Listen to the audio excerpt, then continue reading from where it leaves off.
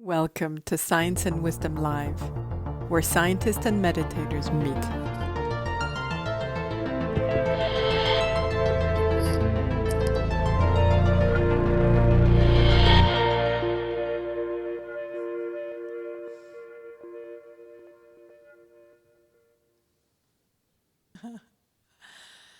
So welcome everyone, welcome everyone here in the old courthouse at Jamyang, London. And welcome everyone online as well. So we're delighted to welcome Scott Snibbe tonight. Scott is a longtime personal friend of mine and has been a contributor of Science and Wisdom Live since the very beginning. And first of all, let me introduce myself. My name is Droma. I'm the executive director of Jamyang Buddhist Center, and Science and Wisdom Live is a project of Jamyang, London.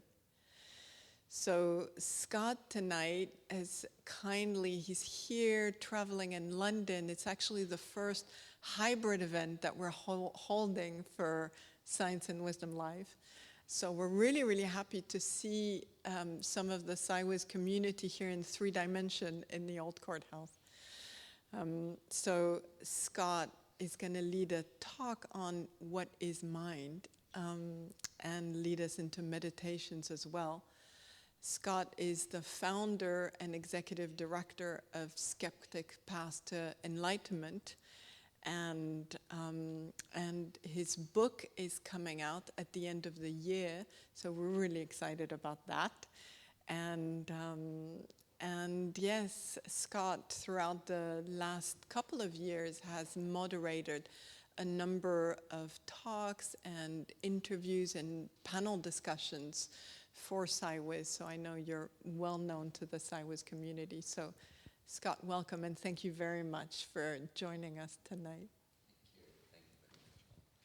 So what is the mind? As I was trying to figure out this topic for a book that I've been writing, I struggled with it and gradually distilled it down. So it's an experiment. I haven't given a talk like this or led these very short meditations on nature of mind. So come along on the adventure with me and see how it goes. So I wanted to start out just a little bit.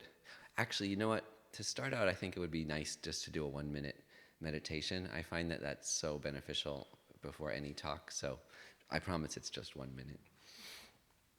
But if you can, settle yourself into meditation posture, whatever that is for you.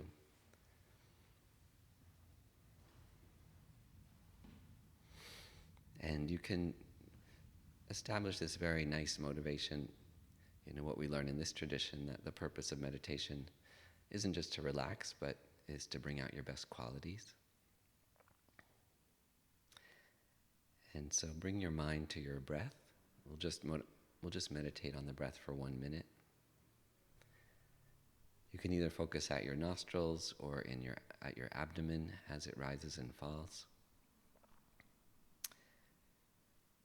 And as you do, your mind will naturally wander away, and without any kind of bad feelings, just steer your mind back to your breath without pushing away whatever was distracting you, and also without pulling it forward. Just let it pass. So just 1 minute on the breath.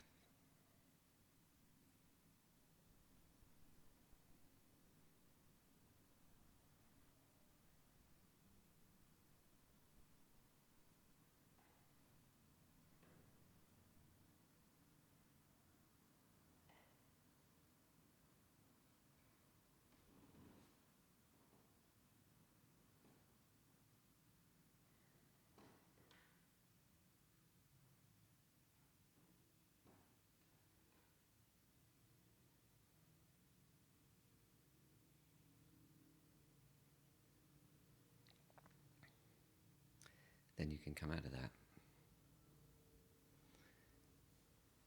And it's nice to see just what 1 minute of meditation does for you, isn't it? You don't have to sit down for an hour.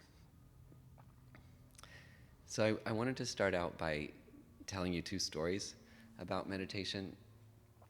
One was the very first time I tried to meditate, which was kind of comically unsuccessful. and the other was a very profound experience I had. So the first happened in my 20s before I was a Buddhist. I was reading a book by Thich Nhat Hanh, and the book made me really curious to try to meditate. He was saying all these great things about meditation, so I thought, wow, I got to try this for myself. So I put down the book, and I sat on my bed, and I just closed my eyes. And it was very, loud, and it didn't seem much different to me than, the normal kind of rumination and stress and other kind of feelings that went through my mind.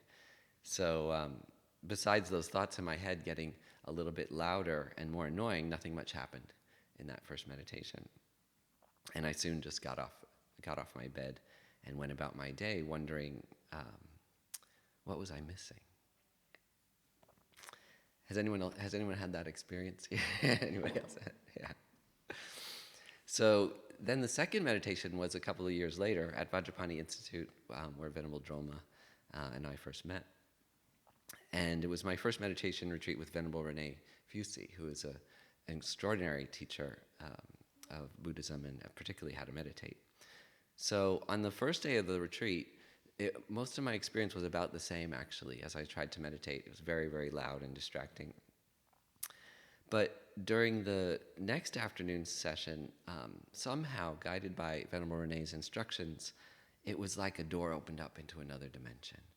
It was, I found myself at rest in a vast, luminous space of awareness, this overwhelming feeling of peace and joy, and this expansive sense of being that I really didn't want to leave.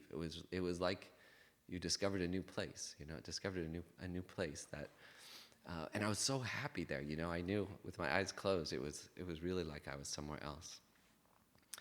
And then finally I opened up my eyes and I was really surprised because the whole meditation hall was empty and I had no idea how much time had passed. So, has anyone had that kind of experience? Yeah. Okay, good. So, that's good. So, what's the difference between those two sessions? And you could say it was experience, and if you're a Buddhist, you might even say it's karma.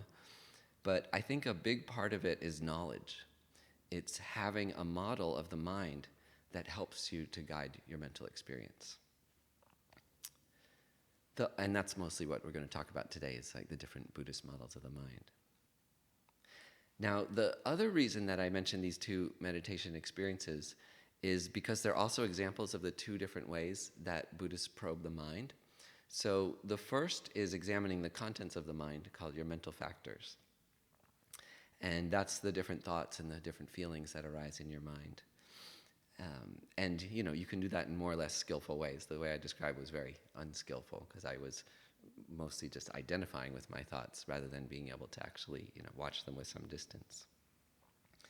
Then the second type of meditation, that second one, like that experience I had with Venerable Rene, was more of an experience of the mind itself. So meditation where you look at the mind as the object of your meditation, or consciousness, awareness, there's different words for it. And that's the state or the space of awareness in which thoughts and feelings appear. And both of those kinds of meditations are important. We learn about both of them in Buddhism and Tibetan Buddhism.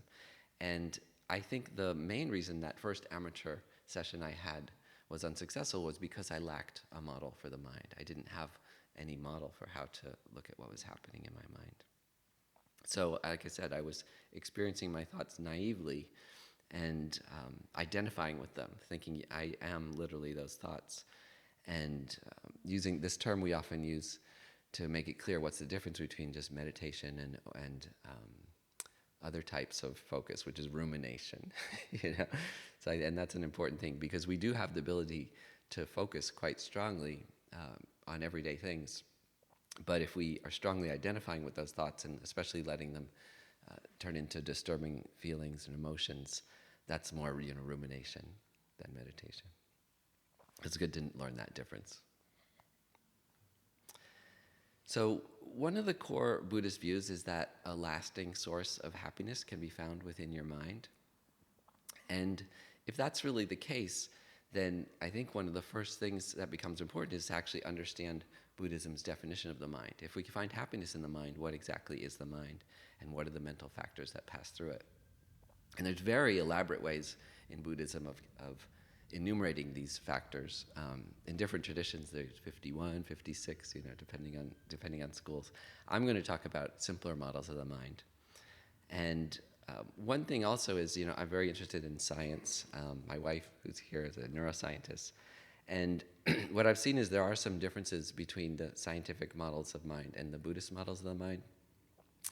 And one of the reasons is that in Buddhism, the mental models are evaluated not only for their accuracy, not just for accurately describing the mind, but also for how much they help us to develop a happy mind, right? So the impact of the model on your happiness and meaning in your life is more important, I think, than the accuracy of the model sometimes in a Buddhist perspective, although the Buddhist models do strive to be accurate. And in many ways, they've started to inform scientific views of the mind through these dialogues like His Holiness has had between scientists and Buddhists. But I really like that reminder that a Buddhist model of the mind isn't just to understand it, but to lead it towards lead your mind towards a happier mind, having closer relationships, and also having more compassionate communities. It's not even just about yourself. So I personally found these models, the Buddhist models of the mind, not just helpful on a practical level, but also quite awe-inspiring, like that experience I had with Venerable Renee a long time ago. So in this talk, I'm trying to give a taste of these experiences with several short meditations that we do as the talk progresses, like I was talking about the 1-minute Mahamudra, for people who know what those mean, instead of one long meditation at the end. I'm used to leading very long meditations, and I'm going to try chopping it up today. So first I'm going to explain some of the mental factors that Buddhism describes as ever-present parts of the mind. And then I'm going to explain these lesser-known techniques for experiencing your consciousness. Probably some people today, these are new to you, which are referred in our tradition as Mahamudra. And traditionally, these nature of mind meditations are considered more advanced practices. But I didn't just go rogue, on this idea of trying to teach it to beginners. Some of my teachers have shared them very early on. Venerable Renee was kind enough to do that with us. And the reason is because of the door-opening effect that these practices can have on your mind. And it does help to have an experience in meditation that you really enjoy. Meditation can be very difficult. I think it's important to realize that. I often talk about that when I'm introducing people to meditation, that, watch out for coming to meditation because it's relaxing, because then you can start to compare it with other relaxing activities like watching Netflix, going for a walk, having a cigarette, whatever. And actually you might find those other activities more relaxing. So the purpose of meditation is a lot more than relaxation. And so, but it is nice if you actually do enjoy your meditation, and it needs to be relaxing to be successful. So when I teach meditations, I have found that once meditators can get a glimpse of these subtle and very beautiful aspects of your mind, that's waiting just below the surface. That's what's amazing, is that it's inside you. It's not something. When I had the experience, it did almost feel like I was outside of myself, someplace else. But actually, it's only inside yourself. That's where you discover it. And once you have some experiences like that, it becomes easier to view yourself expansively, as much more than the sum of your cravings and aversions, which was definitely how I saw myself, for a long time before getting introduced to these ways of meditating and thinking. Now, there's another reason, though, that I like to talk about these more advanced ways of viewing the mind this early on for non-Buddhists, and that's because there's this idea of refuge in Buddhism, someplace you turn to, especially in times of stress or craving, fear, and so on. And for Buddhists, we have this Buddha, Dharma, and Sangha. The historical Buddha right behind me, the Dharma, the teaching of the Buddha, and the Sangha, the community, which in a lot of ways, if you're a Buddhist, is the most important one, because those are the people supporting you day to day. But if you're not a Buddhist, I really struggled as I've tried to develop a way of practicing as authentically as possible without being a Buddhist. And the topic of refuge was a really difficult one. And what I ended up coming up with was a couple of ideas, but one of them was taking that understanding that the mind itself can become a source of refuge that's available to you whenever you need it. And you don't need anybody else there to experience it.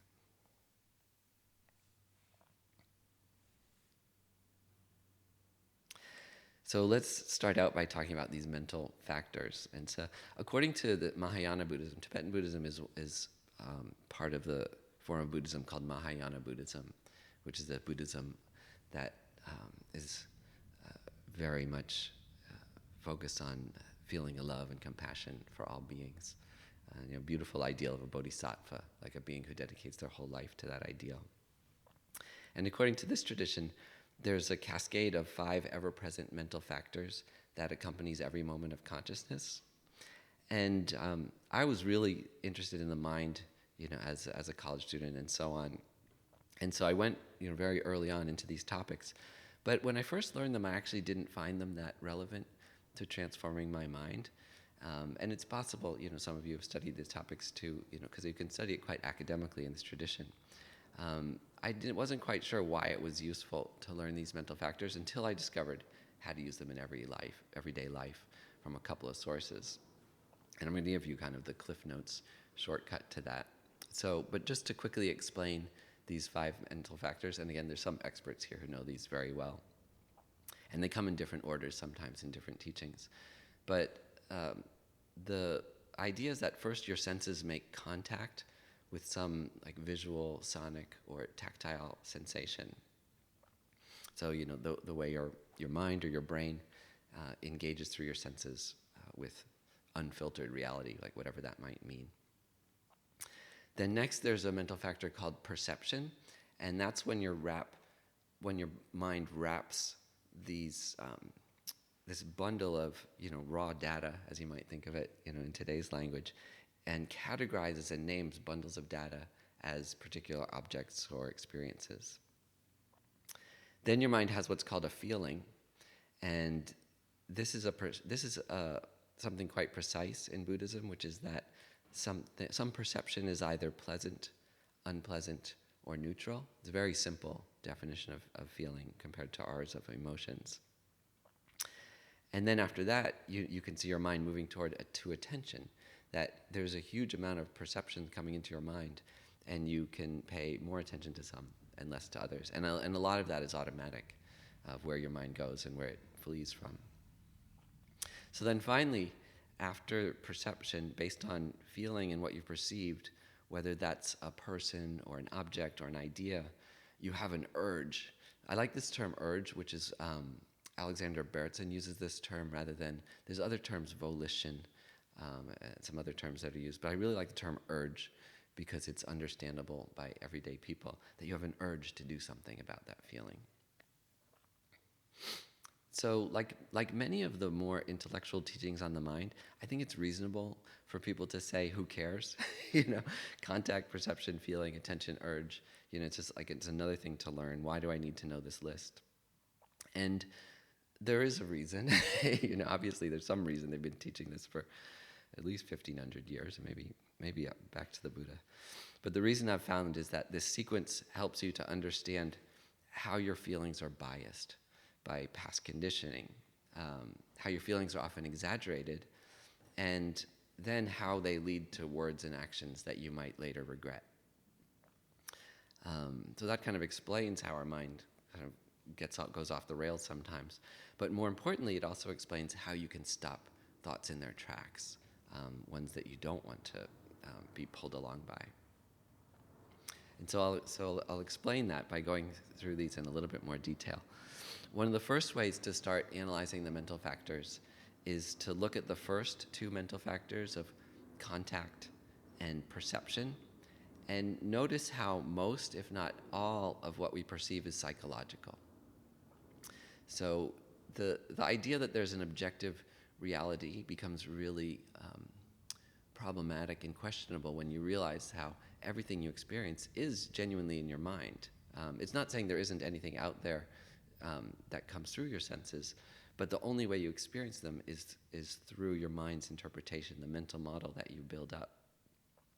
The Buddhist model of the mind explains how none of us has direct access to physical reality itself, which is a scientific truth.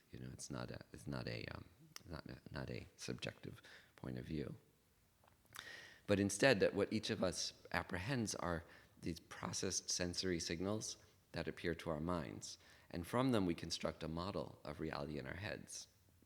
And so I went and researched a lot about non-Buddhist points of view, other scientists who've explored this. And from the very early ages of the Western Enlightenment, there's many different thinkers like Galileo and Darwin who've all said very similar things, that like light is just the vibration of invisible electromagnetic energy at different frequencies. Like light isn't visible, right?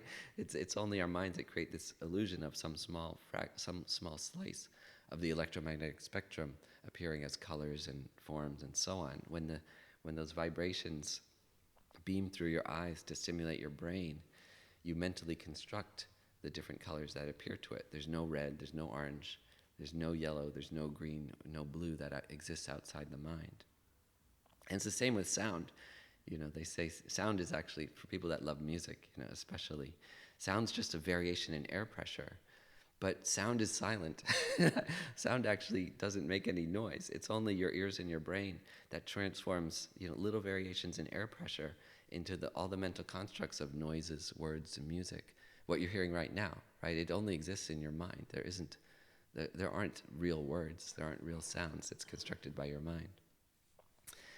I had the pleasure of talking to this neuroscientist, Anil Seth, who wrote a great book called Being You, great book about consciousness. And he uses this great phrase. He describes the inner reality that we each fabricate as a controlled hallucination. And so I like this because he's one of the foremost researchers on consciousness. You weren't even allowed to study consciousness really in science 20 years ago, 25 years ago, like when I was in college. But now it's a field with legitimate researchers and grants and so on, good books. And what he says is that the brain synthesizes a virtual inner reality with these incoming sensory signals, what he calls a controlled hallucination. I really like that term for what our inner experience is. And then something else comes about when we realize that perception is psychological, which is that our imagination, our memory, our dreams can feel just as real as the reality that perception constructs from our five senses. And so that's why Buddhism describes a sixth sense. There's a sixth sense in Buddhism. And this sixth sense, it's not an ability to see ghosts or predict the future or anything like that. It's the mind's interior ability to produce images, sounds, and thoughts without sensory input. So in the Buddhist model of perception, our mind has the ability to differentiate objects from one another, like bundling the constant stream of sensory and imaginative stimulation into discrete packages that we label as objects or concepts. Like this is what we call perception.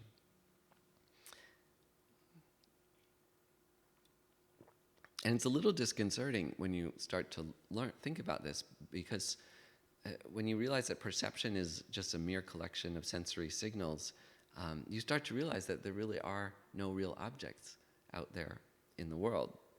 This is actually a more advanced Buddhist teaching, but it falls right out of this, one of these first principles of the mind, that objects are just convenient labels that we place on collections of sensory stimulation, imagination, memory. So this collection of energy and particles is me, and that collection is Venerable Droma over there. That collection that's delicious chocolate, that's bitter medicine, that's the sweet voice of my partner over there. Hi. That's the annoying speech of the person I didn't vote for. All of these they're psychological constructs. None of them really exist intrinsically, right, on their own. So when we realize that perception lacks objective truth, here's where it becomes useful, finally, is that it offers us a way to question the strong feelings and the urges that we experience in relation to the objects that we perceive.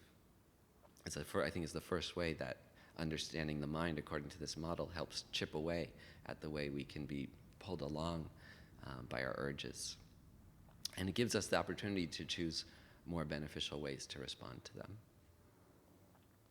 So after contact perception, we'll look at this mental factor of feeling, and that's what we define as our immediate reaction of pleasant, unpleasant, or neutral to the objects that we perceive, whether they're real or imagined. You can have strong feelings about a dream or a fantasy or delusion. So pleasant feelings make us want to repeat whatever experience provoked them, and then unpleasant feelings make us want to avoid whatever brought them about. And then there's also this neutral feelings that evoke indifference. I really like Robert Thurman's term for this, which he says numbness, because it's not the most neutral's actually not really it's not really devoid of valence, because you are a little bit numb, I think, to experience when it's like something doesn't matter, you don't care.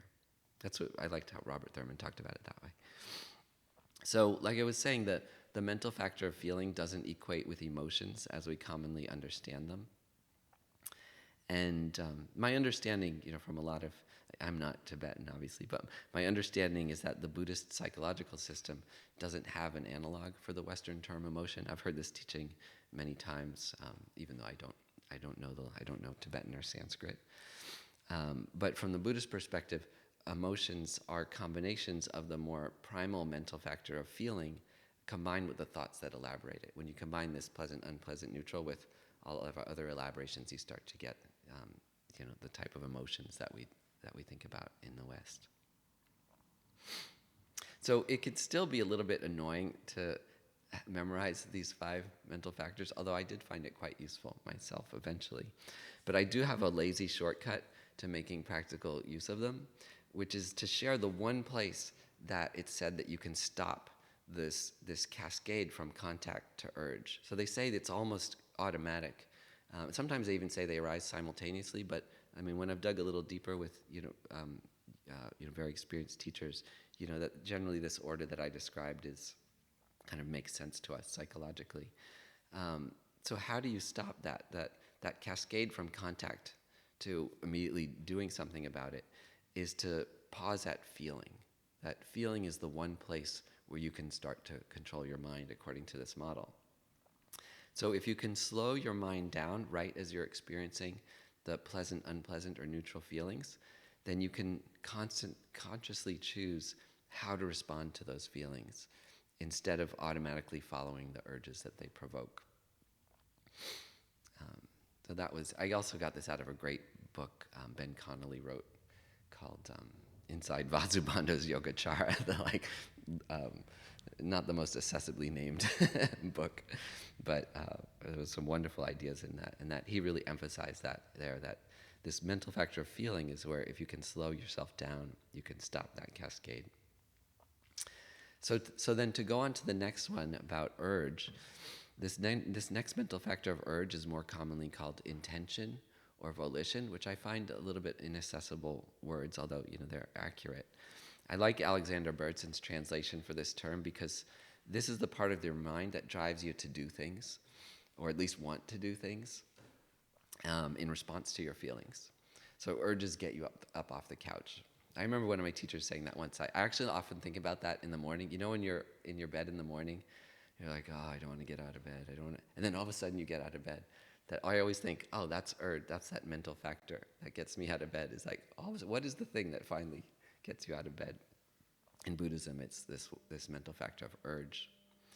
And in Buddhism, urge is also the dominant factor in the creation of karma.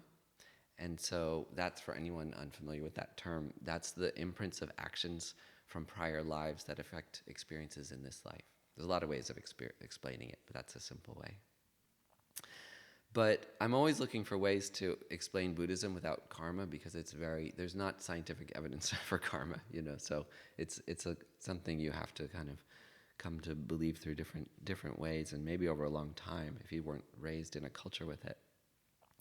And so I like to say you can understand urge in a more practical way without recourse to karma, because whatever the mechanism, both Buddhists and scientists agree that our current thoughts and actions strengthen or weaken our future mental habits. And science understands this as the principle of neuroplasticity. This is like the mechanism from which we see that when we do something, when we have a thought or an action, we create we slightly strengthen the neurological pathways for doing or having that thought in the future. So in Buddhism, there's different ways. For people who are really educated about this is a simplification, but in Buddhism, the mental factor of urge is elaborated into dozens of different states of mind that drive us to action, like a resolve, a wish, a grudge. But they're always things that move us toward a mental or a physical act, whether we follow through on it or not. And so once the urge has been activated, both in theory and through my own personal experience, it can be hard to stop the nearly automatic follow-through. I think we all have that experience. And I've also seen scientific studies of this, like that a lot of what human beings do are loops that we get triggered by something like the first few words of an argument you've often had with your wife, for example, just to pick a random example. Or an addiction that you have, something, eating. I talked to Dan Harris recently, and he described eating a sleeve of Oreos. This is a very American kind of addiction, but Oreos come in these long cylindrical things that they call sleeves. So eating like 20 cookies at once. But once you've like even had that idea, it's very, all of a sudden, 20 minutes later, you don't feel so good. So when we slow down that preceding mental factor of feeling with meditation techniques, particularly this technique of mindfulness that allows you to see what's going on in your mind without responding, without having to act on it, then you can pause. And they say, and even my own experience is that you can pause urges even as strong as like addiction, violence, depression. I think you can find many people talking about how meditation and this type of meditation has helped them with those type of problems. In addition to the milder variations like eating a sleeve of Oreos or having a fight with your partner. So there's another aspect of the mind. That's a little, thanks for getting through those 5 mental factors with me. Hopefully that was slightly entertaining and useful. Really, when I first learned them, I didn't quite understand why it was important. But so there's a really interesting thing I wanted to talk about next, which is that when you probe your mind in meditation, when you start to use these techniques, you often pay attention not just to what's happening in your mind, but whether the mental factors that arise there are harmful or beneficial. And then whether you want to let go of certain thoughts or encourage other thoughts. Again, this is where it sort of like slightly varies from science, because you're not just observing, but you're really looking at how these things affect your mind and your happiness and the world. So in Buddhism, harmful states of mind are referred to as delusions. So these are mental states that disturb you, like rage, addiction are good examples. And then beneficial states of mind are the ones that make you feel satisfaction, self-respect, presence. And they can be gentle ones, like compassion and kindness. I'm a big fan of Venerable Droma, who's a big fan of gentleness and a good example of it. But also forceful ones. There's forceful positive states of mind, like effort and awe, are 2 that we learn about in Buddhism that can be very powerful and positive, but also very strong. So when you're meditating, it can feel like you're disturbing and beneficial thoughts are equal opponents, like fighting each other. Like, have you ever seen these cartoons where there's a little angel and a devil on someone's shoulders, and like the angel's telling you to do something good and the devil's telling you to do something bad? And that's that equal view. Like they're both equals, and it's our choice to choose between them. That's a little bit like the Christian view, I think, too. Sometimes it's like they're both fighting, and you have the choice. And then some people, I think, would even assert that negative thoughts have the upper hand. Venerable Droma and I were talking about this on our walk today, the different views of reality. And a great writer named Cormac McCarthy just died yesterday. He definitely had that view.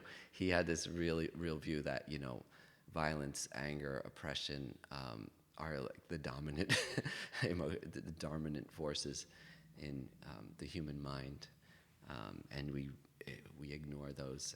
We ignore that what he saw as, I think, as a fact about human existence at our peril.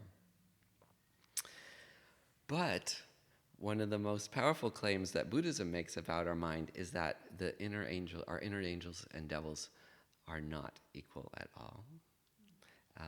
And so despite how much you might have heard about how Buddhism's focus on suffering, Buddhism holds this optimistic view that the mind is fundamentally good. This was one of the most amazing things I discovered about Buddhism when I first started studying it. And it's said that beneficial states of mind are our deepest ones. Like that's our fundamental nature. And then disturbing states of mind, even though they sometimes overpower us, are superficial. And this is really interesting because it also says that we don't need to fight or demonize our delusions, that we just need to let them pass by without acting on them. And then if you cultivate the intrinsic states of goodness, the delusions will just naturally disappear. Like it's such a positive, constructive view of reality. And so this claim of humanity's fundamental goodness is what Buddhists call our Buddha nature. I don't think the Buddha called it that. The Buddha didn't call his teachings Buddhism either, right? All these things with Buddha came afterwards. So another term for it is the fundamental goodness of our mind, which I really like. Venerable Sangye Kadro uses that. There's scientific evidence for it. There's a scientist in Berkeley named Dr. Keltner has studied this a lot. Robert Sapolsky also. Both of them has written books about this. And they've probed this idea in their research, and they found scientific support for Buddha. I've been asking scientists a lot about this because I do find it encouraging, yet maybe hard to prove. And arguing with people who have the same view as Cormac McCarthy, like how can you defend this idea that humans are fundamentally good? So some evidence comes from studies that show that people's first instincts in a social situation are biased towards cooperation. They've tested people very carefully in laboratory, and for the great majority of people, they're biased towards cooperation as their first instinctual act. Something might stop them from cooperating, but if you test people's very, very first impulse, the majority of people have an impulse to help. You could give a whole talk or a whole weekend seminar on this. I'm just giving a couple sentences on it. But another form of evidence comes from analyzing our bad behavior and finding that most of it stems from problems that we exaggerate or imagine. This is Dr. Rick Hansen talks about this a lot. And if you actually get into a state of mind that's aligned with how things actually are, you can relax and be happy. So of course this research on human nature isn't definitive. I know there are even scientists who disagree with some of those results. And also, what I found is there are Buddhists that are skeptical about this seemingly idyllic belief in our fundamental good nature. Like there are different Buddhist traditions that take different views on this idea of Buddha nature. And so, like especially Venerable Sangye Kadro, again, is so good about enumerating a lot of these different views. And so that's why, from what I've seen, is some schools of Buddhism limit their optimism to the more defensible claim that the mind is just changeable. That's another way of viewing the idea of Buddha nature that's a little bit more middle of the road, and that it can change for the better. Venerable Joel and I were talking about this also about Venerable Rene today. How he said once, what if life has no meaning except what you give it? Which is still a reason to take this view. Okay, so now we're going to do our first meditation. This is actually the longest one, which is still not very long, which is a meditation on the mental factors. So just get yourself into meditation position. I think this one might take like 4 or 5 minutes or something.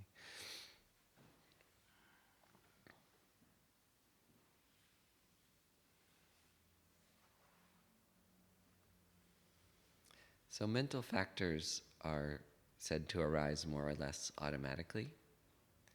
They're conditioned by our habits, our experiences, our upbringing, our culture, genetics. and anything else that strengthens or weakens the brain's neural pathways and the mind's tendencies.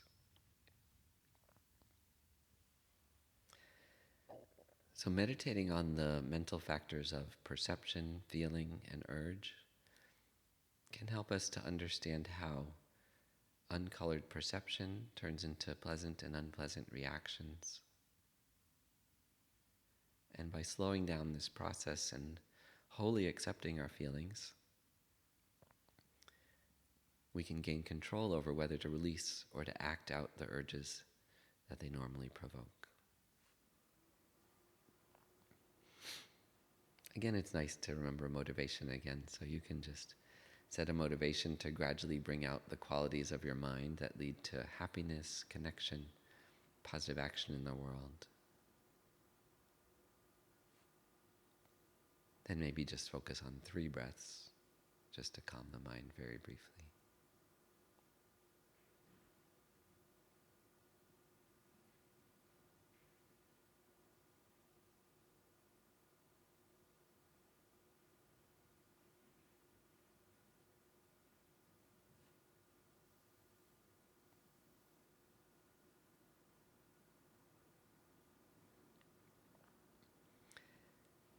And now bring your attention to the mental factor of perception. So let whatever sensory experiences naturally occur arise in your mind. Notice how your mind perceives that airplane flying by, the hum of equipment, the statues and furniture in this room, the tension in your muscles, your back, the heat of the air or a breeze across your skin.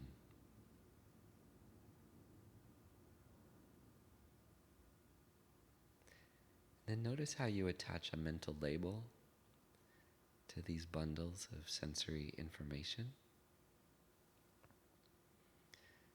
so that instead of a continuity, you see mental experience bundled into separate, clearly identified sounds, sensations, objects. Just for 15 seconds or so, watch your perception.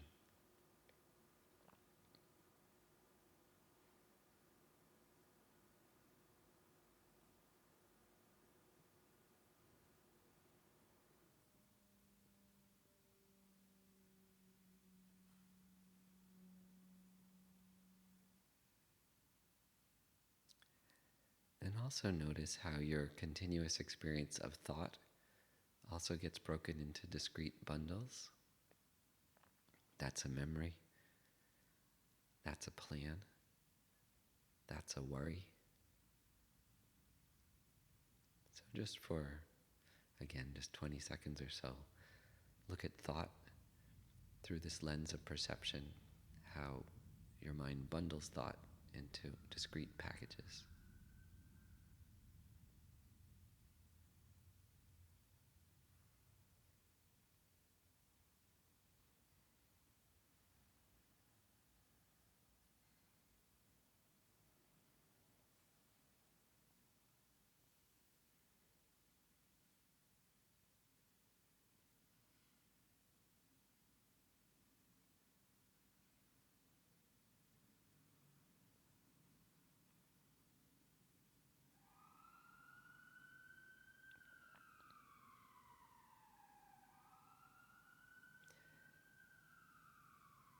Then, without trying to control what arises in your mind, now look at the mental factor of feeling.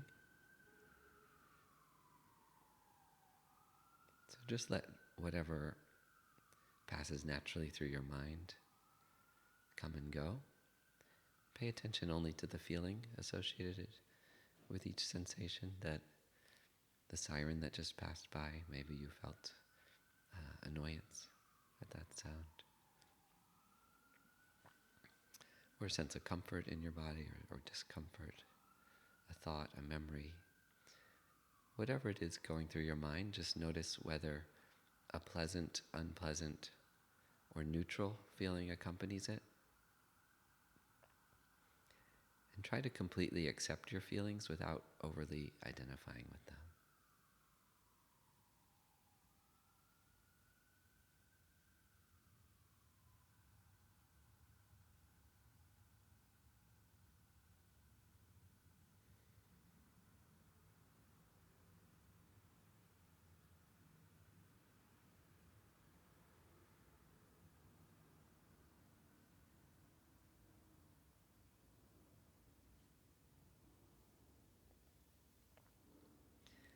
Then notice a component of your mind that wants to do something about your feelings. It might be wanting to shift your body to a more comfortable position, eat dinner, check your email. So this part of your mind doesn't just experience thoughts, perceptions, and feelings, but it also has an intention to act. So whether it's subtle or strong, see if you can notice a component of urge wrapped up with every moment of consciousness without needing to act on it.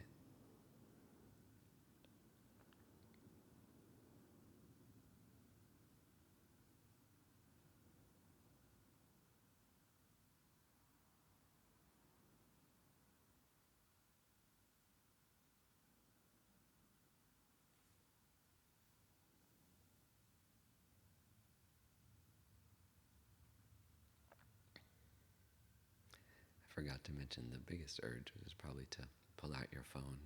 That's the one that's constant through our days now. So then at the end of this short meditation, you just dedicate any increased awareness of your mind's mental factors to gaining more control over how you respond to objects, thoughts, and experiences in everyday life.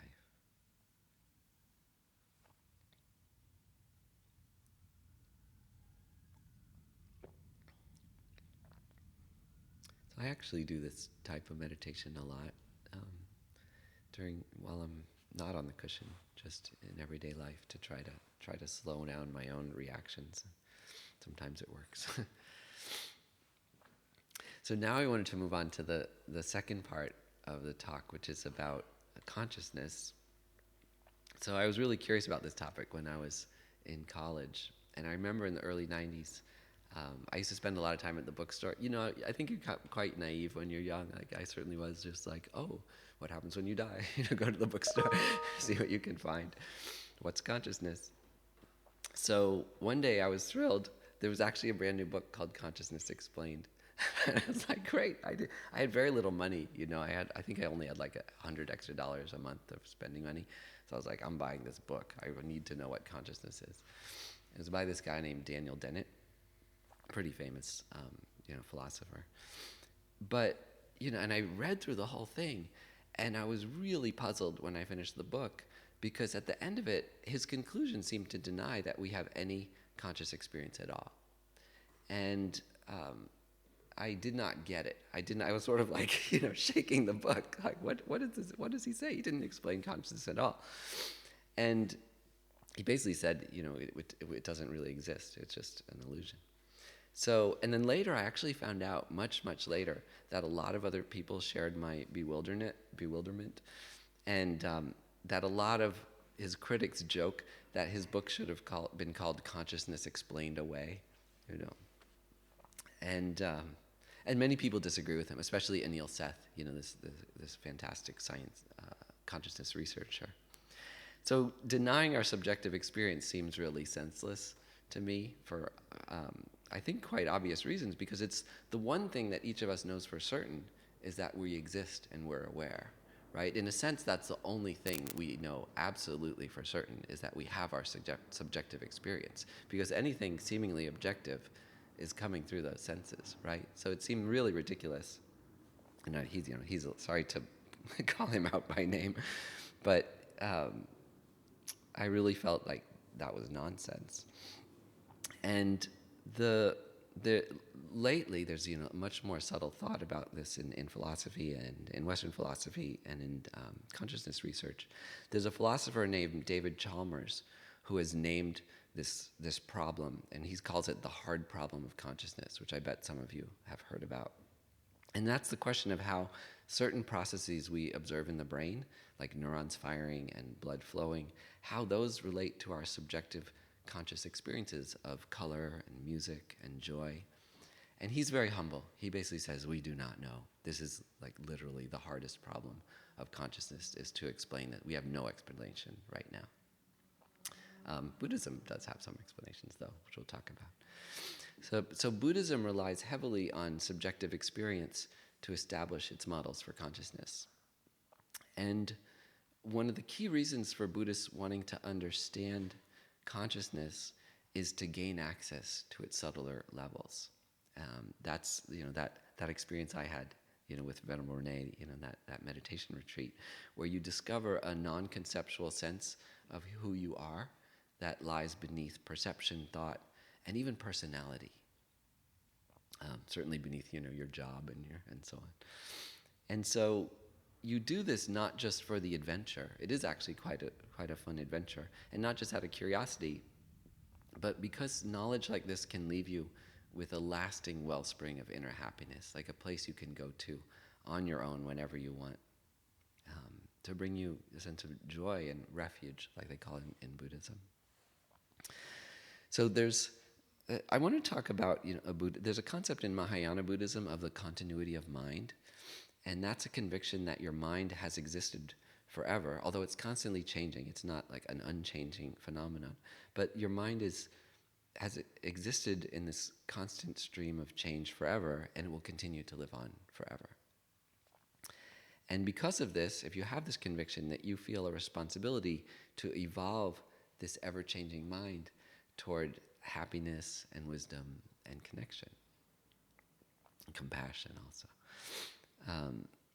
So, as I think a lot of you know, I run an organization called the Skeptics Path to Enlightenment that tries to take as much of the authentic Buddhist teachings, but share them in a secular way, like a way that you don't have to believe in things that science can't prove today.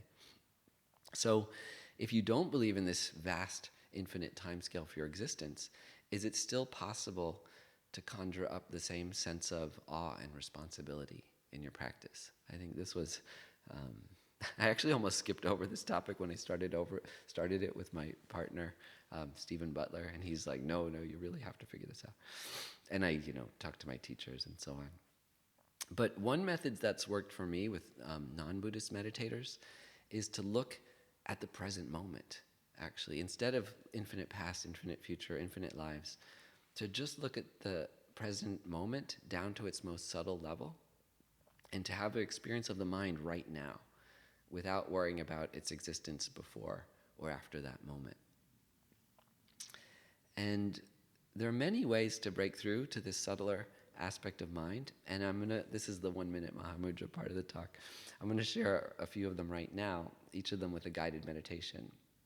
And as I mentioned, normally these like nature of mind practices are undertaken by advanced practitioners. In fact, a lot of what's taught in Buddhism was very secret. We live in a very fortunate era where all of these teachings are so accessible, mostly because we were so worried about them disappearing completely. So they're trying to share them as widely as they can and document them in books. But like I mentioned, I found that curious, analytically minded people, like the people who would come to a talk like this, can respond really well to these methods. And they often achieve very powerful direct experiences of the subtle nature of the mind very early in a meditation journey. And I don't say that as some, false promise or something. You may not have that experience. But Venerable Rene and Rob Priest, who's an extraordinary teacher here in the UK, and Lama Yeshe especially, talked about sharing the benefits of these practices early in the path for exactly this reason. So it wasn't my idea. So I'm gonna go through very brief explanations and meditations on these different ways of viewing the mind, with the hope that making them so succinct can make them easier to practice in spare moments during your day to get in touch with your deeper nature. I think we can build up a big story of not being able to meditate or not finding the right place, or I'm too tired, I'm too busy in the morning, too tired at night, too busy during my day. But I'm actually going to show like 1 minute. You can find 1 minute. You could stay in the bathroom for an extra minute, afterwards, or or if you're in your car or something like that. These are short enough that you could squeeze them into a minute that you might otherwise be, reading your phone on Facebook or something like that. So one Buddhist definition of the mind is that it's clear and knowing. This is a very well-known model of the mind. And a simple way to explain this is that the clarity of your mind is its ability to model the world within your consciousness, to create that model in your mind. And then the knowing aspect of your mind is its power to understand and engage with that mental model. There's other ways of explaining it, but that's just a simple way of doing it. And so as you start to recognize and observe these two aspects of your mind, you become more attuned to the encompassing awareness in which both of these aspects arise. Okay, so here's the first 1 minute meditation on the clear and knowing mind. So just relax again. Just focus on one breath, which helps settle you.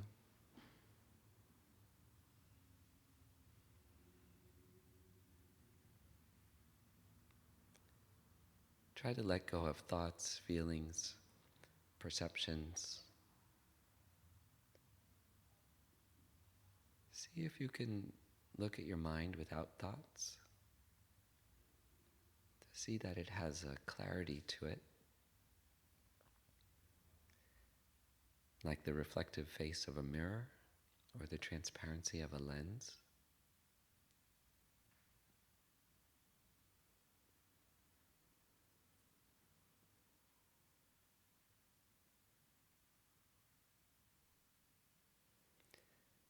And as thoughts and feelings and perceptions arise, notice how they appear like reflections or refractions within this clear mind.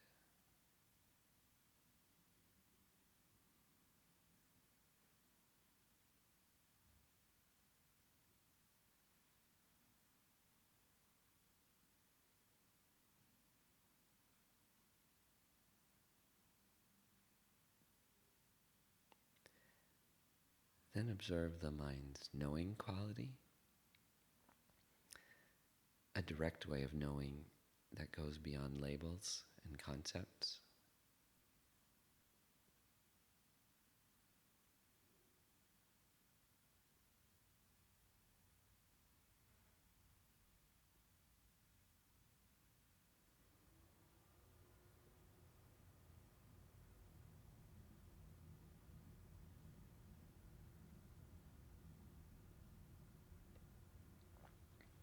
And allow yourself to relax and rest further into these clear and knowing aspects of your mind for a moment, however they appear to you.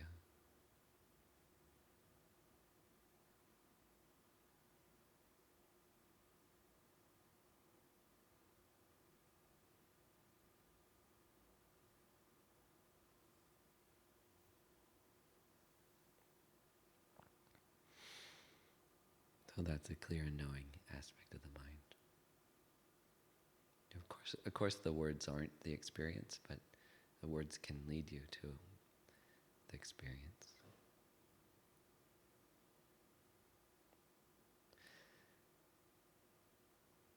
Now we look at a different model, the space of the mind. So not all people think visually, but for those people who do, as you experience perceptions and thoughts and feelings, they might appear to come and go within some kind of mental space. So as objects arise in this space, they might seem to emerge from some sort of mental material that they dissolve back into, like shapes oozed out of a 3D printer that melt back down. Or objects might seem to arise instantaneously, like holographic reflections. So in this next meditation, we're going to simply watch with an open mind to find our own metaphor for the experience. So this is a short meditation on the space of your mind.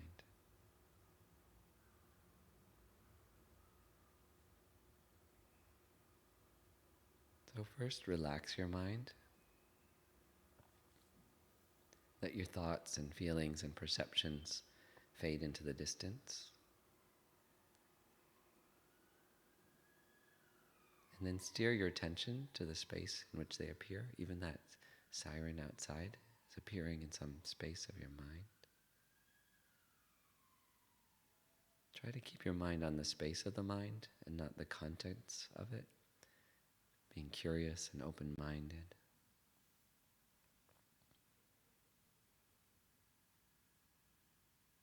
Is the space of your consciousness dim or bright? Is it clear or obstructed? Does it stay the same or does it change?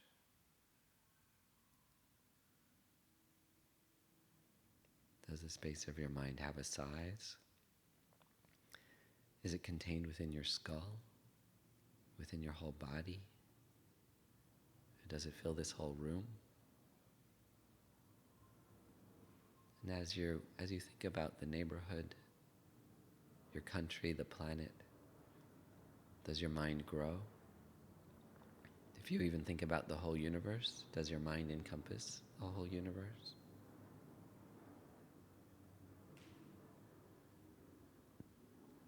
And does the space of your mind overlap with other minds, or does it feel separate from them?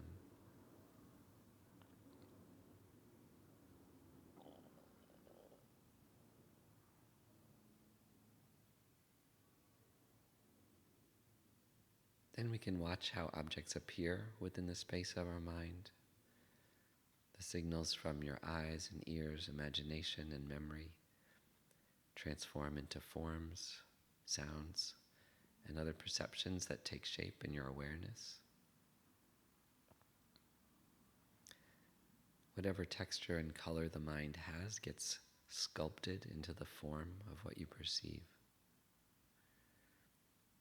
Just for a moment, try to see how mental objects rise and fall within your consciousness. How you can bring each appearance closer to examine it or just let it fade away.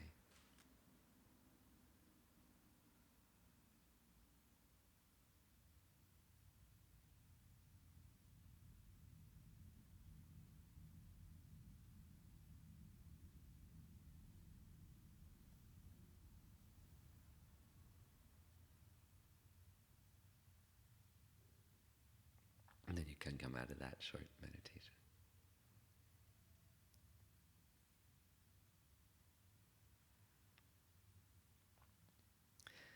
So there's another Buddhist model of the mind that describes a stream of conscious moments in which thoughts arise, take center stage, and then diminish and disappear. So there's a variation on this, which again is quite advanced, but you can observe how each new moment of consciousness seems to have a duration, which means you could split that moment in two, and then you can do that again and again until you either arrive at a moment of consciousness that seems indivisible, or maybe recede into something infinitely small.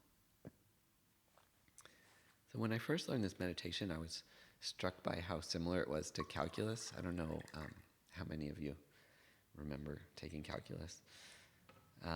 But before calculus, mathematicians were only able to approximate the area under a curve by adding up little rectangles. You had to slice it into rectangles. And then, what was it, Leibniz and at the same time, Newton and Leibniz came up with this idea independently that you can keep shrinking those rectangles infinitely thin. And then when you add up an infinite amount of infinitely thin slices, you get the perfect answer to the area under a curve. To me, this was a spiritual moment. And I saw this there's actually quite a few moments, because I studied, mathematics and computer science. There's certain things in mathematics and computer science that are totally transcendental to me like that. So this is just like calculus. This process, this meditation, is that as you slice moments of consciousness until they're smaller and smaller, there can come this let's call it a singularity, where you realize that a moment is only a label that's imposed by your mind. Where did the past moment go? Where's the future one coming from? Does an infinitely thin slice of time have no duration? Or does it somehow become an ever-present now? Which is very much my. We were talking about this today on our walk. I went for a few nice walks today with friends, and we talked about a lot of these things. So this breakthrough from the logical to the experiential, that's the essence of what we call analytical meditation, which sounds very technical type of meditation. But you use a conceptual process to arrive at a non-conceptual realization about your mind and about reality. In this case, that maybe that all there is the present moment. I actually wish I had more time to talk about. This would be great to do a whole talk about, because I just read a whole great Carlo Rovelli book about time, but I'm not going to start talking about that.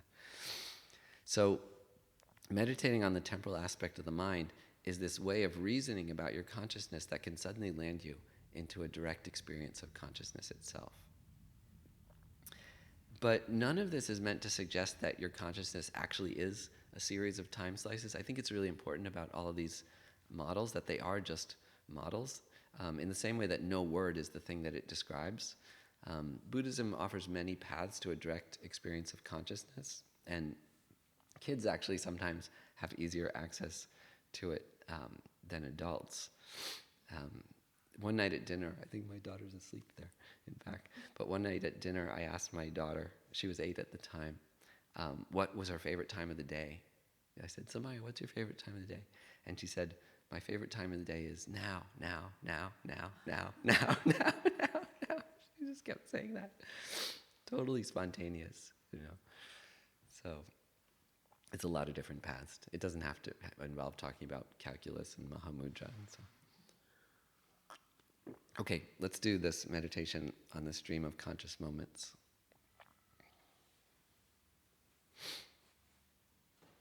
Okay, first instruction.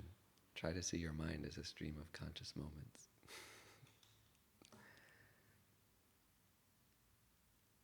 So notice how each moment has a beginning that touches the past, and an end that touches the future, and a middle with a duration.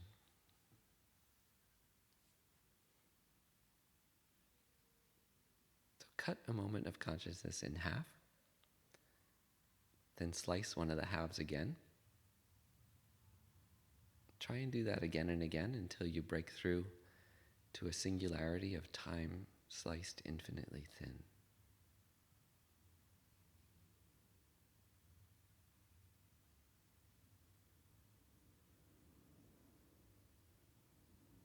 Here there's no past because it's already gone, and there's no future because it's not here yet.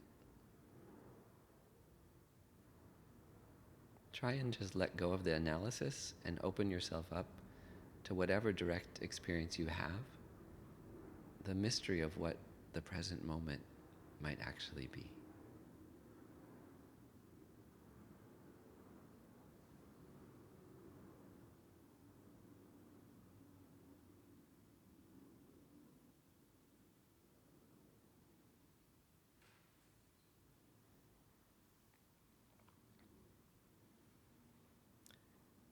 The crazy thing about this meditation, we can come out of that meditation. Hopefully this makes you want to do these meditations. It's actually really good to end meditations before you want to, because it makes you want to come back.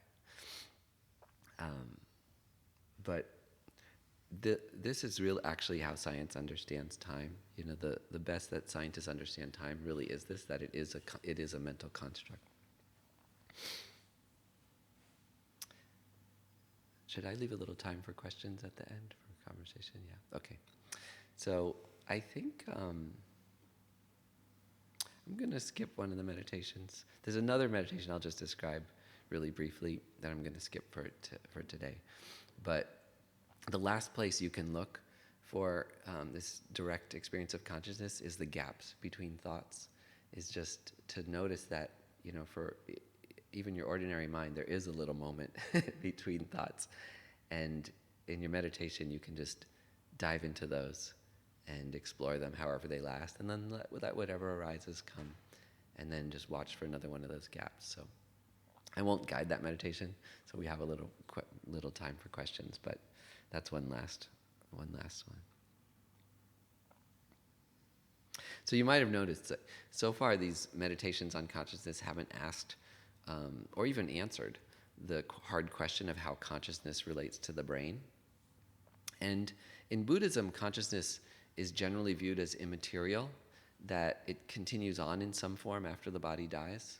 That's the Buddhist view. And then there's another, very strong opposite view for scientific materialists have the strong view that everything has a material cause, which we don't have proof for that. That's also a belief today. And so for those type of scientists, they say that consciousness is just a side effect of neurons firing and that it disappears at the time of death, which is a totally reasonable perspective too, given what we understand about reality today. But without admitting to anything supernatural, there are scientists that take a position between these two extremes, particularly like Anil Seth. And they say that the information that flows through neurons does have a reality apart from them. And this perspective, like when you say that, you start to get really critical, which is actually, some people start to get very critical, which is totally fine. But it's not saying that there's something beyond, outside of the neurons, like something separate from the neurons that is your consciousness. I actually like to use the analogy of computer software. I'm a software engineer, computer scientist in training. And I like to talk about this because it's quite, I don't think it's much different than saying that computer software is separate from computer hardware. Like we say that today, we say there's a software in the hardware. But software is completely dependent on the circuits and the semiconductors and so on. And yet we have no problem believing in the Microsoft Word and so on. We don't say it's some supernatural phenomena. So I really like software as this analogy for mental activity because no one debates whether software exists. Like you laugh, right? But you don't laugh when you say like, oh, does my consciousness really exist, or does it continue after life and so on? So yet software doesn't have a literal material form. So it's a lot like thought. Software is just a constantly changing stream of information that flows through computer hardware and input and output devices, the human minds that are perceiving and changing them. But we'd never say that software is merely the hardware it runs on or the memory that it's stored in. And yet we don't get mystical and claim that software is a metaphysical phenomenon, right? Software is just this dynamically changing immaterial information. Like you don't have to get supernatural to say something's immaterial. But the problem is that the word immaterial really can make a lot of people uncomfortable. And when we hear it, a lot of us assume that it refers to something religious or supernatural. But like software and information, science and psychology already accept many immaterial phenomena. And I like to give a couple of examples, because we may not realize it. So mathematics is immaterial. Whether it's arithmetic, algebra, the equations that underpin reality, mathematics doesn't literally exist. Mathematics isn't on the worksheets that you did in school. And mathematics also doesn't exist in the fundamental forces of nature, even though we use mathematics to model them. But mathematics functions. It can solve problems, it can make predictions, it can describe physical reality better than words. And there's a physicist I really love named David Deutsch who argues this very forcefully. He says, the laws of physics are not themselves physical objects. It's a very, very beautiful, profound, and true quote. So, math is immaterial, but it's real. And then on a sweeter note, the people who aren't as much into math, we all believe in love, right? But love isn't material either. Where do you find love? Sorry. Is it in your brain? Is it in your body? Is it in a love letter? Is it in the sound of the words, I love you? When a heart emoji pops up on your phone, is the love in the red and pink pixels of that little symbol? So there's no such thing as a math. You have to say maths in the UK. So I say math. There's no such thing as a mathematics detector or a love detector. Just like we don't have consciousness detectors. Yet we accept the existence of the immaterial phenomena of mathematics and love, not just because they're useful in understanding our world, but also because they feel real to us. So saying that the mind has an existence apart from the brain doesn't require a supernatural belief in a soul. I think it's really important because I think it's a lot of our cultural, the way we were raised, that makes us rush to this supernatural ideas. It just means that the activity of the mind isn't identical to the physical components of the brain. That's all. It's just that the mind's constantly changing immaterial information and the brain's hardware are interdependent. Like, that's it. They're interdependent in ways that we don't yet fully understand. So some people sometimes use the word spiritual to refer to these immaterial aspects of reality, and I really like this definition. And when I use the word spiritual myself, that's what I mean. It's defining spiritual not in any religious or supernatural sense, but instead as this common sense understanding that there's more to existence than material reality. That's all. And if you like, if you're kind of nerdy, you can just call it information. But from this subjective perspective of consciousness, we find the spiritual reality in our minds. Okay, so that's what is the mind. So I think we have some time for questions, if you like.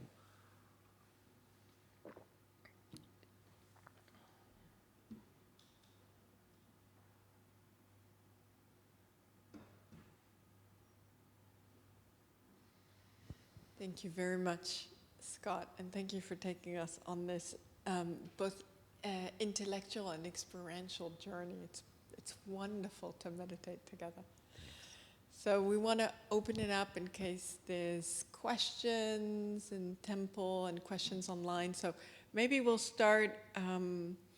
Is anyone online? If you have a question, you can put it in the chat, or raise your little virtual hand. So there's one in the chat. Jess, actually, Martina is asking, but is the software aware and self-knowing?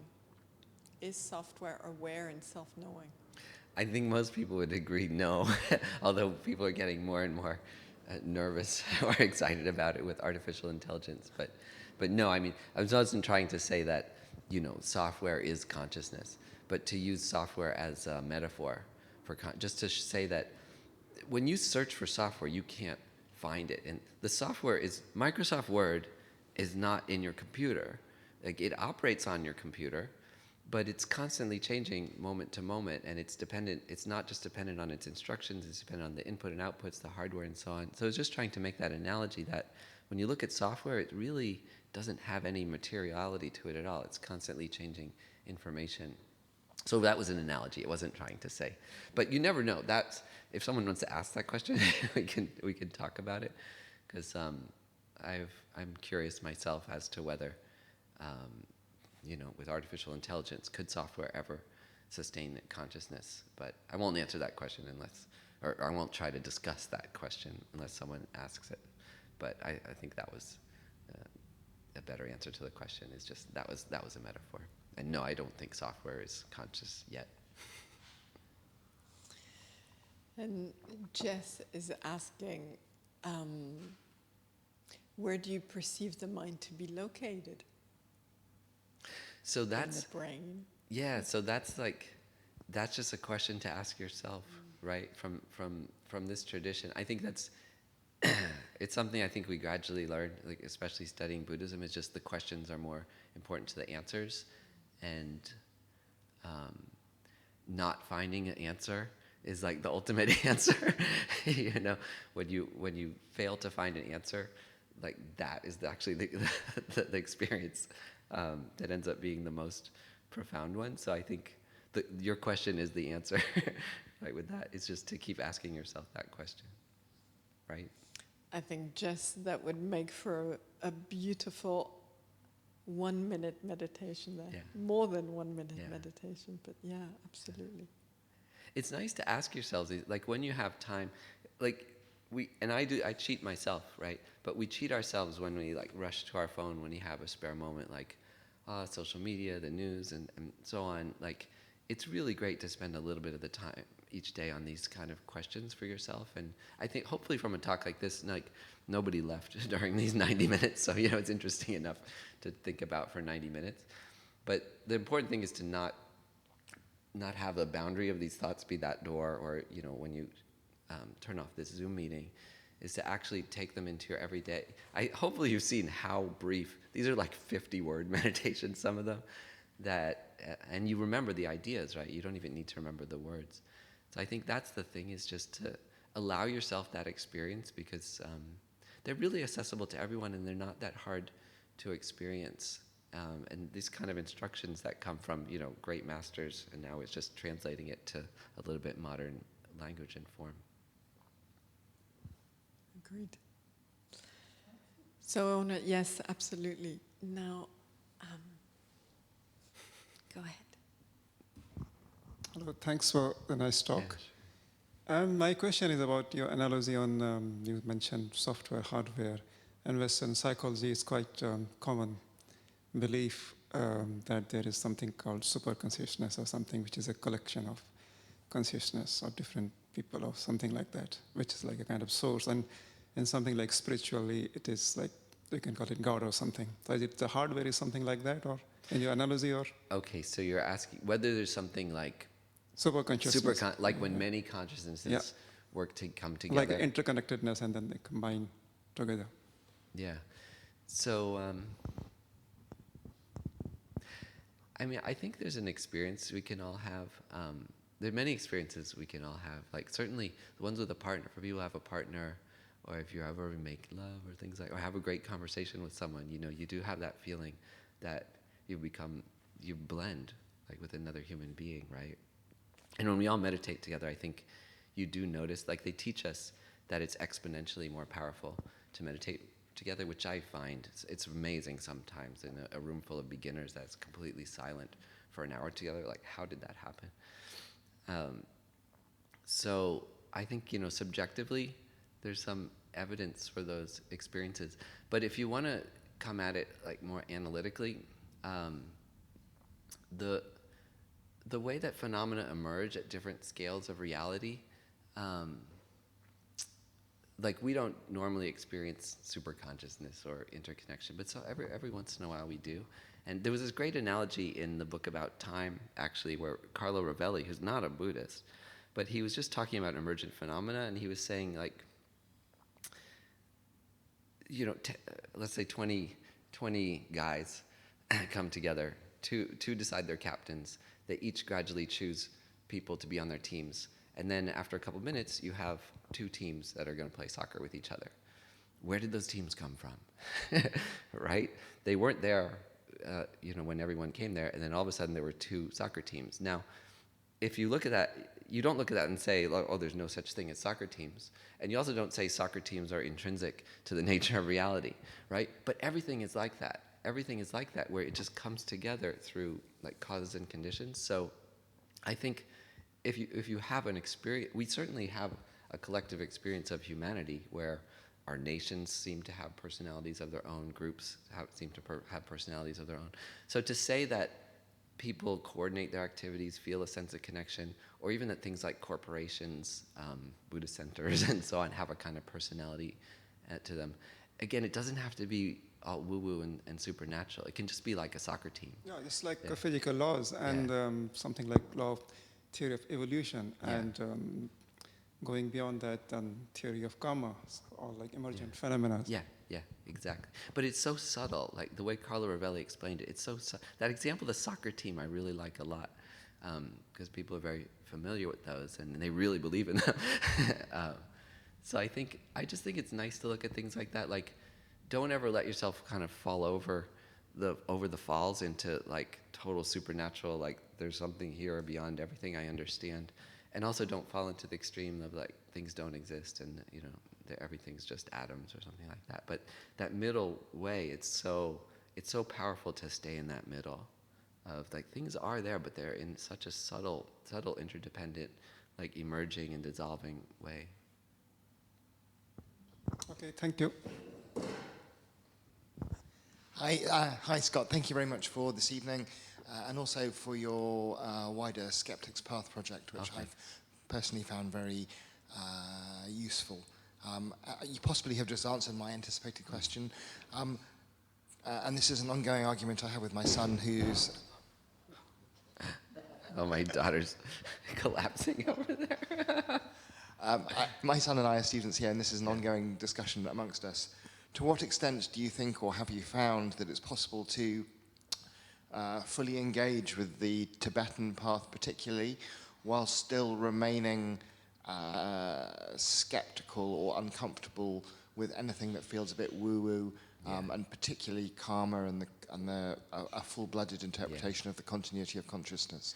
Is it possible to practice and engage without perhaps fully diving into a full-hearted belief of those things? So from my perspective, it's not only possible, but it's required, at least according to the Buddha and this tradition, that the Buddha taught, treat everything I say with skepticism. You have to validate it yourself. And every person in each new culture, each generation has to keep doing that. And if you find something isn't valid, put it on the shelf. Now, of course, a lot of people have found these teachings valid over 2,500 years. So, there's a lot going from them. And it would be kind of hubristic to say, my naive view of reality is more true than the Buddha's. But the Buddha himself said, do not take anything I said on faith. He actually said, treat it like gold, that you need to scratch it and bite it and so on to test whether it's true. And in this tradition the Indo-Tibetan tradition that comes from the Nalanda monastery, really, they even force you to take the opposite position in the monasteries. Like, they force you to take the opposite position of the Buddhist doctrine, so that you see for yourself whether one of them really is true or not, and defensible. In the old days, you had to actually convert to the other person's point of view if they won the debate. It was that. I love that. It's really, really amazing. So personally, I think, like, not only is it possible, it's required. And if you come to Buddhism as a believer, you're really missing out on the genuine experience of at least being a Buddhist according to this tradition. Like, to unthinkingly accept the teachings on faith, I think, would not really be to learn them in the first place, because you really have to probe them and ask the questions. And I think as you keep diving into the tradition, you see, like, for many things don't actually have an answer. What you find is something beyond answer or not answer, that lies at the heart of a lot of these questions. That said, I like to say, and I'm writing a book on Skeptics Path, the first sentence in Skeptics Path is my honest admission, I am a Buddhist. But then the second sentence is, but the purpose of this book is not to convert you to be a Buddhist. And then I quote Geshe Namdak in the third sentence, and I say, he says, the purpose of Buddhism isn't to make more Buddhists, it's to make happy minds. And so I think going into it with skepticism is very good, and it's reasonable if you can't believe those things for this whole lifetime. And even if you don't believe in past and future lifetimes, maybe just for this lifetime, you don't believe in future lifetimes. Thank you. Thank you. We've got, let's take one more question, okay, and then I'm aware of the time, so we'll wrap up. But go ahead. Thanks. Thanks for your talk. It's really interesting. And I need to check out the Skeptic Guide. But I was just wondering, I've been interested recently in, like, trying to learn a bit about neuroscience and that kind of thing. And, things like dopamine and serotonin and oxytocin.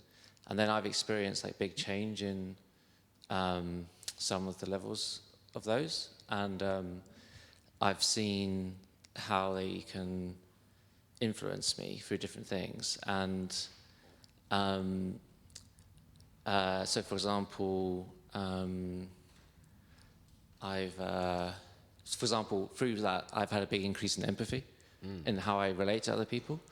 And then also another thing is that, I used to have, like, a rational reason and rational framework for why I was obsessed with the past. and analysing it, and then also obsessed with the future and regretting. And now I have a rational framework for why that doesn't make any sense whatsoever, and it's not even possible for me. Like, the thought process of I regret doing this is like someone trying to think, I regret that Tower Bridge was not built 100 meters down the road because then it'd be easier for me right now to cross it. Like, it literally just doesn't make any sense. But I think that all of that is happening at a more superficial level than the hormones and that kind of thing. Yeah. So I think my whole worldview is actually just coming from the balance of different chemicals in my mind. And then I also have been doing lots of like yoga and walking, and I found, you know, it really processes things. So again, the idea of that is you subconsciously process loads of stuff, and your consciousness only then sort of sees some of it. So I was just wondering how you relate to those ideas, because I sort of feel like my consciousness is just this little bit at the top of everything. So like one way to summarize your question is just what's the relationship between like neurotransmitters and chemicals and our subjective experience, our urges and so on. So one thing, I actually had this conversation with one of my old high school teachers actually, who were talking about Buddhism. And I was surprised because he's actually a very skeptical person. But he was saying to me, you know, he says like, moving your hand is like an act of telekinesis, you know, like somehow mind translates into movement, right? Just this act is really quite extraordinary, that somehow thought translates into action, right? So something really important, I think, and this is substantiated scientifically, is that the cause and effect, your mind causes neurotransmitters to be released, right? There is some interdependence there, like, of course, but the drugs that act, many of the drugs that act on your body, they actually, the same effect can happen through thought or through feeling, through fantasy, through therapy and things like that. So it's really important to realize, like, and if you read science fiction, they talk about a future where, like, you could inject a drug, you could have the effect of a drug just by stimulating your brain. Like, you can do that today in primitive ways. But it's important to remember, it's like the mind actually controls the release of those neurotransmitters and chemicals in your body. It's a simplification, what I'm saying. Like, you could debate this a lot, what I'm saying. But it's important to realize that, like, they don't just release themselves. Like, dopamine doesn't just go out by itself. It comes through having a feeling. Like, you start worrying about money or feeling lonely or whatever. And it has a flood of neurotransmitters and chemicals, serotonin, dopamine, all that happens. But what happens first? Your thought. So I think it's very important, and it's okay, like, you know, people take drugs and so there's pharmacological drugs and things like that. But it's really important to realize that they're both doing similar. You can take a drug to change the balance of neurochemicals, but you have a thought. Your thoughts change those. So again, whenever your mind goes to a very like reductive perspective, I think it's really useful to bring it back up and just analyze that situation, that the neurotransmitters don't release themselves. The biggest cause of the changes in your neurochemical makeup, hormones and so on, is your mind. And sometimes it's caused by something genuine, you know, a car rushing at you or something like that.